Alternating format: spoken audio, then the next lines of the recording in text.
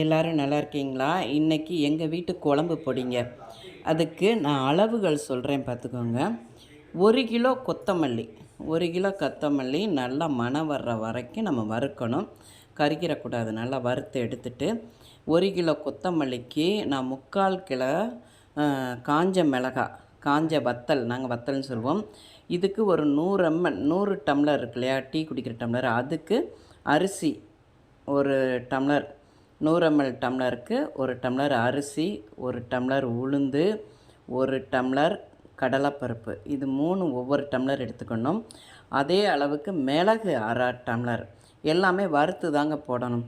அப்புறம் அந்த 1/2 டம்ளர் மிளகு எடுத்தோம்னா 1/4 டம்ளர் வெந்தயம், 1/2 டம்ளர் கடுகு, எல்லாமே வறுத்து போட்டுட்டு, கருவேப்பிலை கொஞ்சம் காய வச்சு நம்ம அதையும் வறுத்து இதில் போட்டுடலாம். போட்டு மல்லியை இதில் வந்து நான் ஒரு கிலோ அளவுக்கு 200 கிராம் அளவு ஜீரகம், 200 கிராம் அளவு ஜீரகம் பச்சையாகவே அதை வறுக்கிறதுல ஜீரகத்தை மட்டும் அப்படியே போட்டு மிளகாய் வத்தல் மல்லி எல்லாத்தையும் சேர்த்து மிஷினில் கொடுத்து திரித்து வச்சுருக்கோங்க. இது உங்களுக்கு எங்கள் வீட்டு குழம்பு பொடி செய்கிறது உங்களுக்கு பிடிச்சிருந்தால் பார்வதி வீட்டு சமையலுக்கு ஆதரவு கொடுங்க.